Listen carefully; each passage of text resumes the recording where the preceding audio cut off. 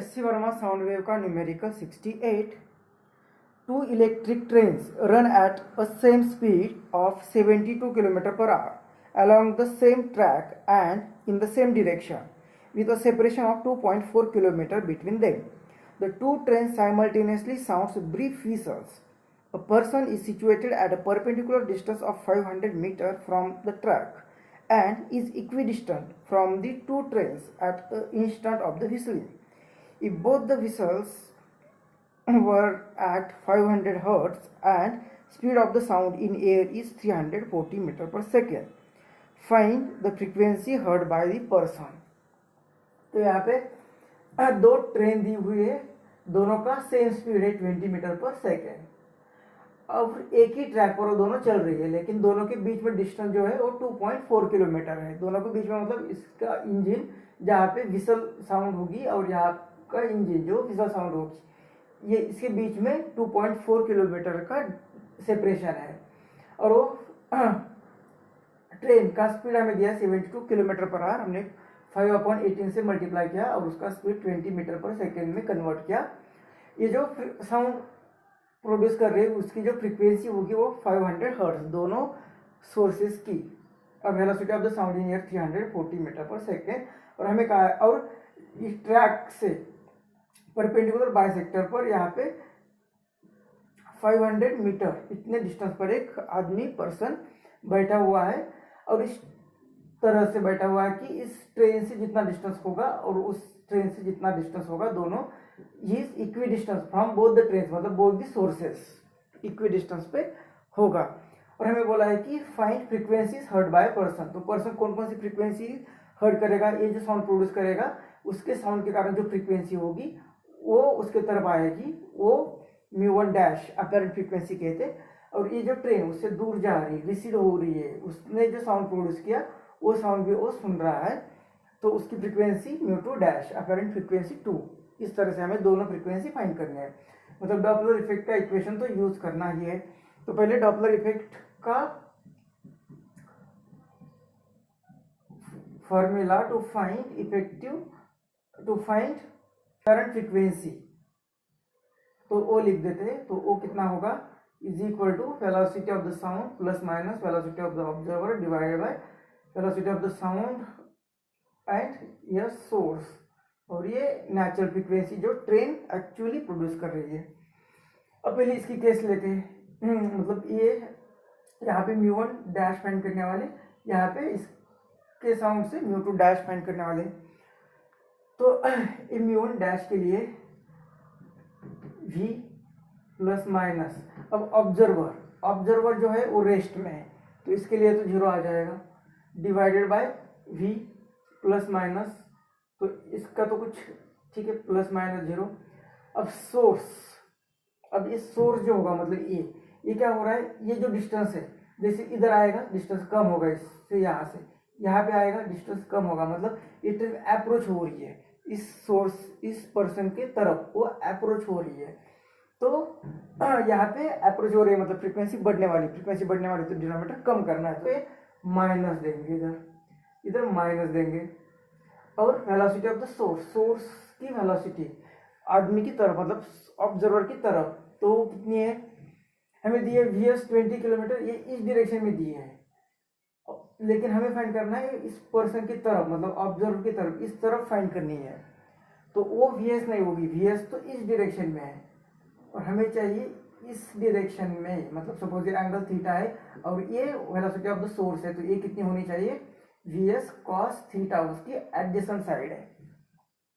तो vs cos theta से एक ट्रेन इसकी तरफ आ रही है, मतलब सोर्स की वेलोसिटी कितनी, vs cos थीटा. और ये नेचुरल फ्रीक्वेंसी जो उसने प्रोड्यूस की है वो जो दी है 500 हर्ट्ज. तो इस तरह से अभी हमें vs cos थीटा पहले फाइंड करना पड़ेगा. तो ये vs cos theta is equal to, तो vs मतलब वेलोसिटी ऑफ द सोर्स वो हमने कन्वर्ट किया 20 मीटर पर सेकेंड, और cos थीटा कितना आएगा, cos थीटा होता है एडजेसेंट साइड अपॉन हाइपोटेनस. तो ये थीटा है, तो एडजेसेंट साइड मतलब ये, और ये साइड कितने, तो हमें कहा है कि दोनों के बीच में डिफरेंस सेपरेशन है 2.4, और वो परपेंडिकुलर बाइसेक्टर पे बैठा है, मतलब ये आधा डिस्टेंस होगा, तो ये डिस्टेंस कितना होना चाहिए 1.2. तो cos थीटा मतलब क्या, cos थीटा मतलब एडजेसेंट साइड, तो वो आ गई 1.2 डिवाइड बाय हाइपोटेनस, हाइपोटेनस मतलब ए डिस्टेंस, ए डिस्टेंस तो नहीं दिया हुआ है, लेकिन हम पाइथागोरस से फाइंड कर सकते हैं कि ये ये 1.2 दिया हुआ है और ये 500 मीटर दिया हुआ है, ये 500 मीटर दिया हुआ है और ये 1.2 किलोमीटर हुआ, तो इसका किलोमीटर आएगा 0.5, ये आएगा 0.5, तो ये डिस्टेंस हम 5 यूनिट कर सकते हैं। तो पाइथागोरस यूज करना पड़ेगा, तो पाइथागोरस से ये डिस्टेंस कितना आएगा 1.2 का स्क्वायर, 1.2 का स्क्वायर और ये प्लस 0.5 का स्क्वायर, तो ये आएगा ये 144 और प्लस ये 25 डेसिमल 2 के बाद, तो इनकी एडिशन कितनी आएगी,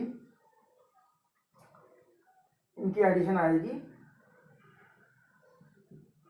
ये अंडर रूट में 5 + 4 9 4 6 और ये 1.69 और ये तो होता है 13 का स्क्वायर रूट, तो ये होता है 13 का स्क्वायर रूट और 2 के बाद यहाँ पे डेसिमल है तो बाहर आएगा, तो 1 के बाद डेसिमल मतलब ये साइड आ गए 1.3, मतलब ये cos थीटा क्या आएगा 1/2 और ये 1/3, इतना cos थीटा आएगा।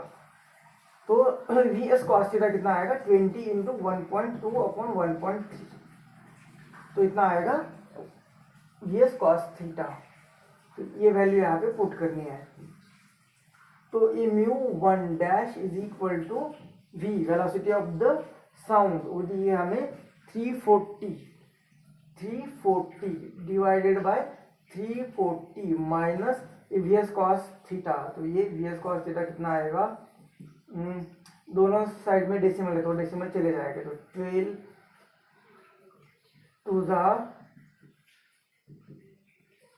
24 और ये 0 और ये 13, तो 13 से डिवाइड करेंगे तो 13 1 13 2 26, 13 1 13, तो ये VS cos थीटा की वैल्यू 240 डिवाइड बाय 30, ये किया तो 18.46, तो 18.46, तो ये कितना आएगा इक्वल टू 340 डिवाइड बाय इसका सब्ट्रैक्शन, तो ये 4 5.92 और ये 3 और इंटू ये फ्रीक्वेंसी दी है यहाँ पे 500, तो इससे पहले डिवाइड कर देते तो ये 322 करते, मतलब 340 डिवाइड बाय 322 करते, तो ये कैलकुलेशन किया 340 को यहाँ पे थोड़ा राउंडिंग ऑफ किया 321.5 की जगह पे 322 किया, तो डिनोमिनेटर बढ़ा है तो आंसर थोड़ा सा कम जरूर आएगा, तो यहाँ पे हो रहा है ये 340 को 322 से डिवाइड किया तो ये आंसर आ गया, और इस आंसर को 500 से मल्टीप्लाई करना है, तो ये कितना आएगा, इसे 5 से मल्टीप्लाई किया तो 52795 और ये 20 के कारण डेसिमल इधर आएगा, मतलब ये 527.95, मतलब ये फ्रीक्वेंसी आ गई 528 हर्ट्स, लेकिन बुक में जो आंसर दिया वो दिया हुआ है 529, तो यहाँ पे जो राउंडिंग ऑफ किया तो एक 21.54 लिखते तो आंसर और ज़्यादा बढ़ जाता, मतलब 529 आ जाता। तो इस तरह से ये फ्रीक्वेंसी तो हमने फाइंड कर दी, इतने आ गए 528, बुक में दिया है 529 हर्ट्ज। अब ये फाइंड करनी है, मतलब ये सोर्स जो साउंड प्रोड्यूस करेगा उसके कारण, तो ये डॉपलर इफेक्ट का इक्वेशन यूज करना है हमें सेकेंड अपैरेंट फ्रीक्वेंसी फाइंड करने के लिए। तो ये V plus minus observer stationary V, अब ये जो सोर्स है ये पहले यहाँ पे था तो डिस्टेंस कम था, यहाँ पे आएगा तो डिस्टेंस बढ़ेगा, जैसे जैसे दूर चला जाएगा ये डिस्टेंस बढ़ रहा है, मतलब ये दूर जा रहा है, तो रिसेडिंग मतलब फ्रीक्वेंसी कम होगी, तो यहाँ पे डिनोमिनेटर ज़्यादा आना चाहिए, तो VS, लेकिन अब VS नहीं, VS इस डायरेक्शन में, ये तो दूर जा रहा है इस तरह से, मतलब ये पहले जैसे साउंड यहाँ पे आ रहा था, वेलोसिटी यहाँ पे अप्रोच हो रही थी पर्सन के पास, अब पर्सन से दूर जा रही है इस तरह से, ये सोर्स इस तरह से जा रहा था, लेकिन हमने लिया इसकी तरफ, मतलब इस डायरेक्शन में लिया, अब वो दूर जा रहा है, मतलब ऐसे दूर जा रहा है, तो ऐसे दूर जा रहा है, मतलब ऐसे दूर जा रहा है, तो ये इस डायरेक्शन में VS है, तो इस डायरेक्शन में कितनी होनी चाहिए, वी एस कॉस थीटा। ये एंगल भी थीटा होना चाहिए क्योंकि ये परपेंडिकुलर बाइसेक्टर पे है। अगर ये थीटा लिया हमने और ये अगर 90 है तो ये कितना आएगा 90 माइनस थीटा, तो ये भी आएगा 90 माइनस थीटा क्योंकि ये परपेंडिकुलर बाइसेक्टर पे। तो ये 90 है तो ये भी कितना आना चाहिए थीटा, तो ये भी थीटा आना चाहिए। तो वी एस कॉस थीटा लिख दिया है इसकी वेलोसिटी, रिसीडिंग वेलोसिटी। तो ये वी एस कॉस थीटा। अब वैल्यूज पुट करनी है तो पहला सॉल्व करने के बाद ये हमें ज़्यादा डिफिकल्ट नहीं होगा। तो v की वैल्यू 340 रेस्ट में ऑब्जर्वर और ये 340 प्लस अब ये दूर जा रहा है इसलिए अब इसकी वैल्यू हमने पहले पार्ट में फाइंड की 18.46 और ये फ्रीक्वेंसी 500। तो ये 340 डिवाइडेड बाय इसकी एडिशन आएगी 64.84 प्लस 1 53 इंटू 500।